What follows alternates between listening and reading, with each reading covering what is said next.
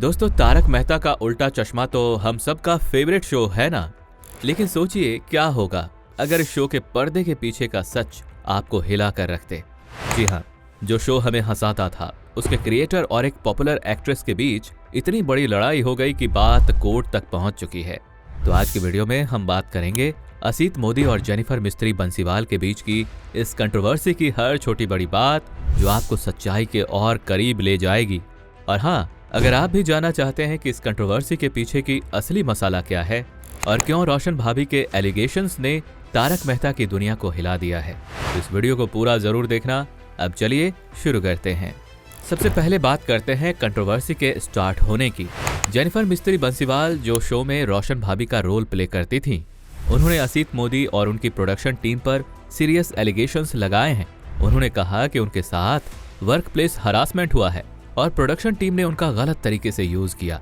Jennifer का कहना है कि उनका सेट पर एक टॉक्सिक एनवायरनमेंट फेस करना पड़ा जहां उनकी इज्जत नहीं की गई।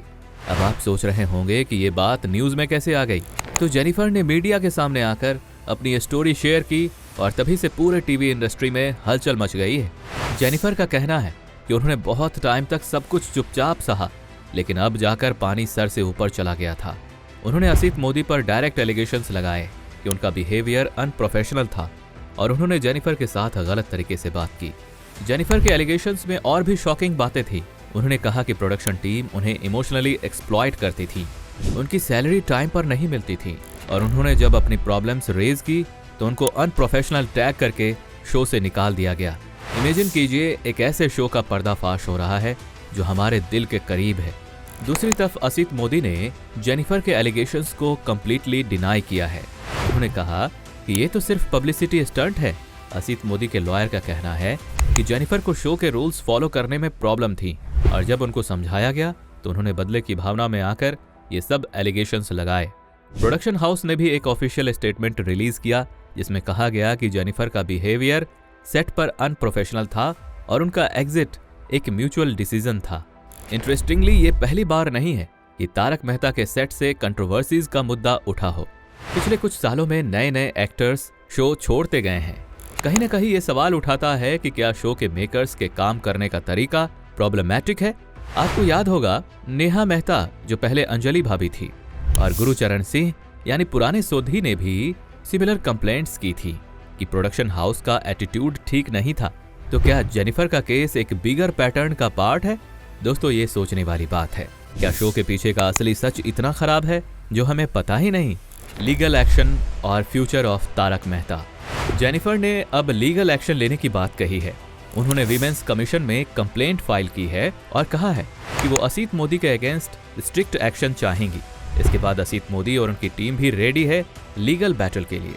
अब सवाल उठता है कि इस कंट्रोवर्सी का शो पर क्या असर पड़ेगा।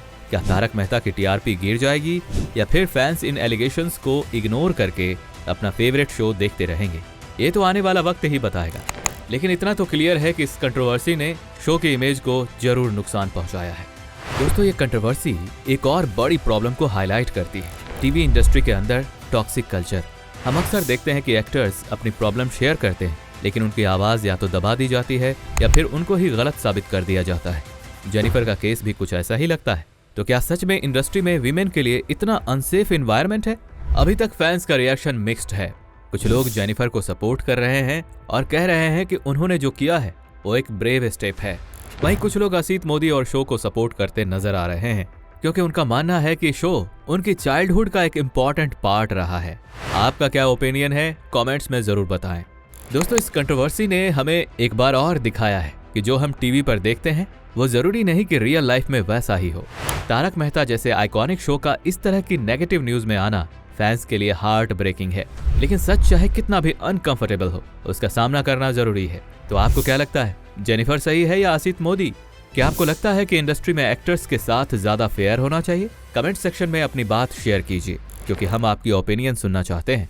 और अगर आपको हमारा ये वीडियो इन्फॉर्मेटिव लगी हो तो लाइक करना ना भूलें, चैनल को सब्सक्राइब करें और बेल आइकन को दबाएं ताकि आपको ऐसे ही इंटरेस्टिंग अपडेट्स सबसे पहले मिलते रहें। अगली बार फिर मिलेंगे एक और कंट्रोवर्शियल और आई ओपनिंग स्टोरी के साथ। तब तक खुश रहिए और अपना ख्याल रखिए।